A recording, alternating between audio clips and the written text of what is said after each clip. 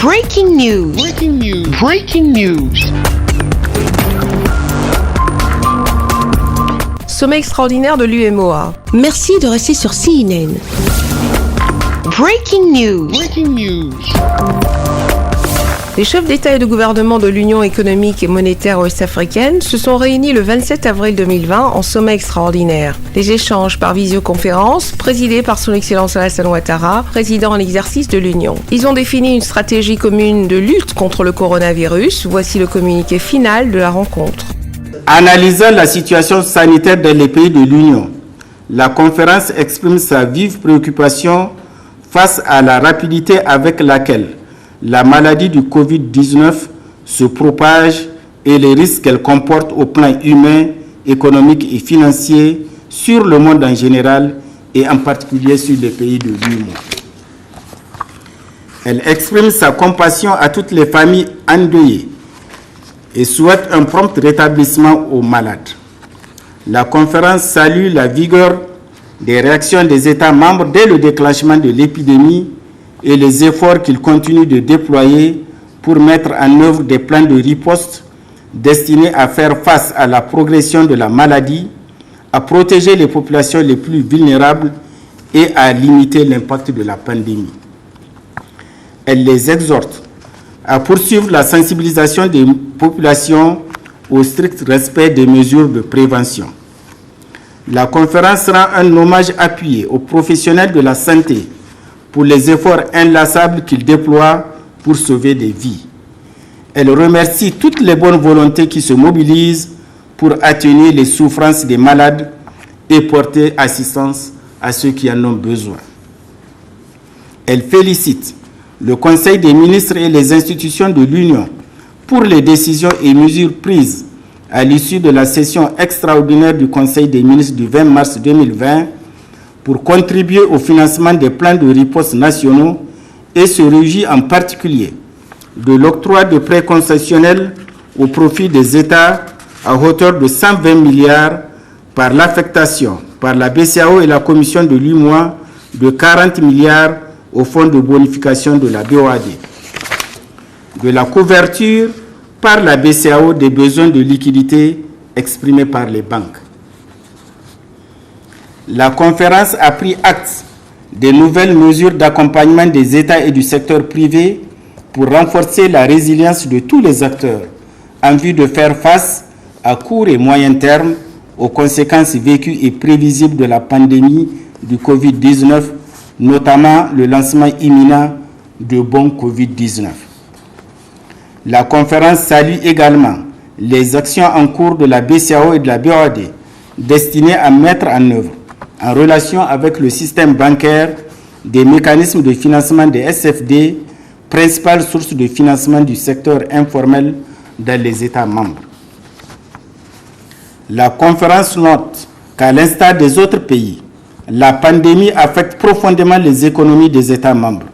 Ainsi, en 2020, la situation macroéconomique de l'Union connaîtrait une dégradation sensible, avec notamment un taux de croissance moyen qui ressortirait à 2,7%, soit une réduction de près de 4 points de pourcentage par rapport à la prévision initiale de 6,6%.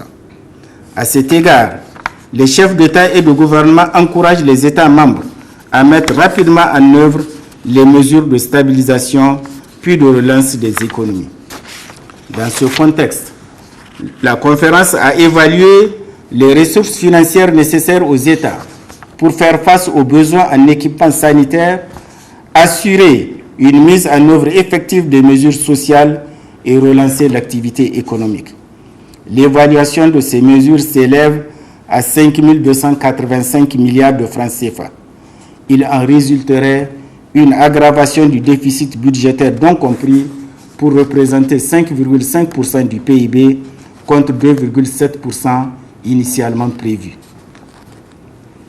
Dans le contexte de la crise sanitaire liée au Covid-19, la conférence soutient l'initiative de l'Union africaine relative à la dette des pays africains. La conférence adresse ses remerciements à l'ensemble des partenaires en particulier l'Union africaine, la Banque africaine de développement, le Fonds monétaire international, la Banque mondiale et le G20 pour les initiatives qui ont déjà été engagées et les invite à soutenir encore plus le continent africain dans sa lutte contre la pandémie. La conférence note avec préoccupation la situation alimentaire et nutritionnelle particulièrement difficile pour une certaine frange des populations de l'Union qui aura besoin d'une assistance alimentaire et nutritionnelle immédiate pendant la période de soudure entre juin et août 2020. Cette vulnérabilité alimentaire, essentiellement due à la situation sécuritaire, pourrait se dégrader davantage avec la crise sanitaire du Covid-19. La conférence relève par ailleurs que les difficultés liées aux importations, la fermeture des marchés, les mesures de confinement et la mise en quarantaine des zones touchées par la pandémie pourraient priver les producteurs ruraux d'un accès facile aux intrants agricoles et affecter négativement les résultats de la campagne 2020-2021, déjà sous la menace du péril acridien avec l'installation prochaine de la saison des pluies. Cette situation pourrait déboucher sur une aggravation de la situation alimentaire et nutritionnelle pour la région en 2021. La conférence, consciente que les couches vulnérables sont très affectées par les mesures prises pour limiter la propagation de la pandémie, recommande aux États membres de mettre rapidement en œuvre les mesures d'atténuation prises en leur faveur. La conférence décide de prendre les mesures ci-après et invite les États membres ainsi que les institutions communautaires à les mettre en œuvre. 1. L'instauration dans le cadre communautaire d'une plus grande coordination dans la prise des mesures sanitaires relatives à la gestion des frontières intérieures et extérieures de l'Union. 2.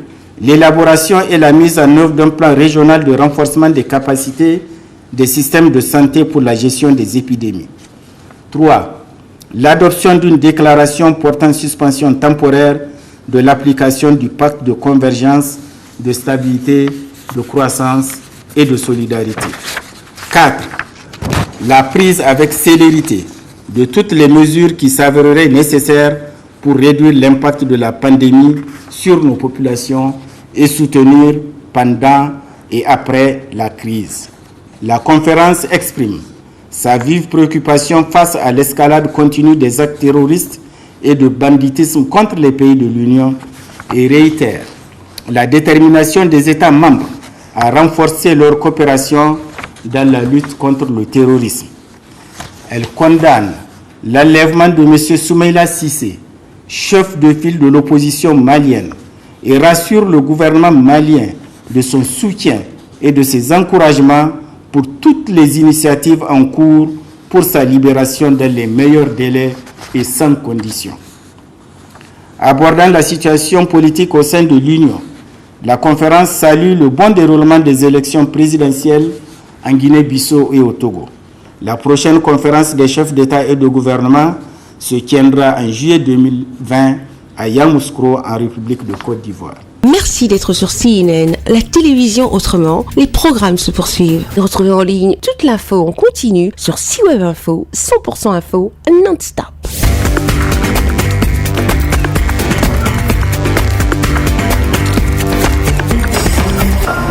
Breaking news.